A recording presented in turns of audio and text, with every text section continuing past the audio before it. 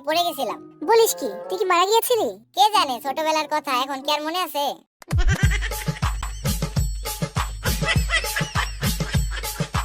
দোস্ত জানিস, আমি এত গরম চা খাই যে কেটলি থেকে সোজা মুখে ঢেলে দেই। কি বলিস? তাহলে আমারটা শোন।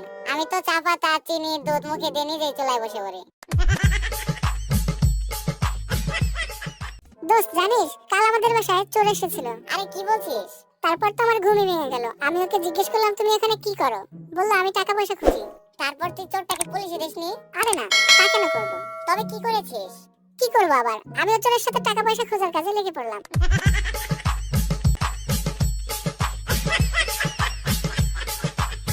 দোস্ত, তুই না সৌদি আরব গেলি, ওখানকার দিনগুলো কেমন কাটলো?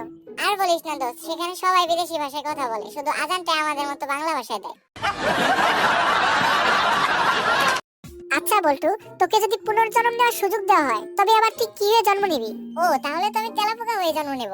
এ আবার কেমন কথা? এত কিছু রেখে তুই তেলাপোকা কেন হতে চাস? কারণ আমার বউ ওই একটা জিনিস দেখেই ভয় পায়।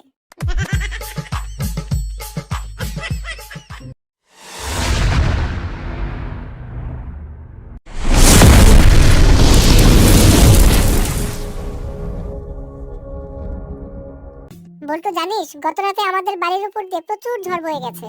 বলিস কি? তোর বাড়ির কোনো ক্ষয়ক্ষতি হয়নি? তা কি করে বলবো, ঝড়ের পর কি আর বাড়িটাকে খুঁজে পেয়েছিলাম?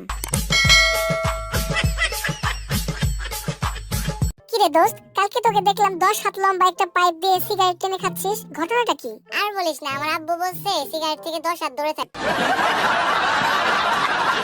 দোস্ত জানিস, মাঝে মাঝে মনে হয় ফ্রান্সের আইফেল টাওয়ারটাই কিনে ফেলি। এত সহজ না দোস্ত, আমি এটা বেচলে তো তুই কিনবি। কিরে বল্টু, তুই বোকার মতো কথা বলছিস কেন? আরে দোস্ত, যাতে তোর বুঝতে সুবিধা হয় এর জন্য। বল্টু, তোর ছোট ভাই কি এখন কাজকর্ম করে নাকি ঘুরে ফিরে খায়? আর বলিস না, কয়েকদিন আগে একটা কাপড়ের দোকান খুলেছিল, কিন্তু এখন জেলে আছে। কেন কেন, জেলে গেল কিভাবে? কারণ ও দোকানটা খুলেছিল হাতুড়ি দিয়ে দরজা ভেঙে।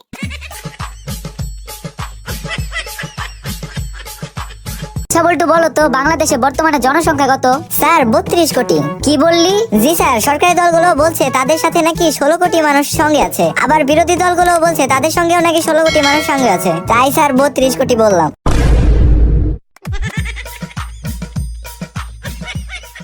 বল্টু বলো তো, কাল কত প্রকার? স্যার, কাল হচ্ছে 6 প্রকার। আচ্ছা বলো তো কি কি? স্যার, সকাল, বিকাল, আগামীকাল, রাত্রিকাল, ইহকাল, পরকাল। হারামজাদা, কাল আরো এক প্রকার আছে। এখন তোকে মারতে মারতে শরীরের যে অংশটা থাকবে তাকে বলবে কঙ্কাল।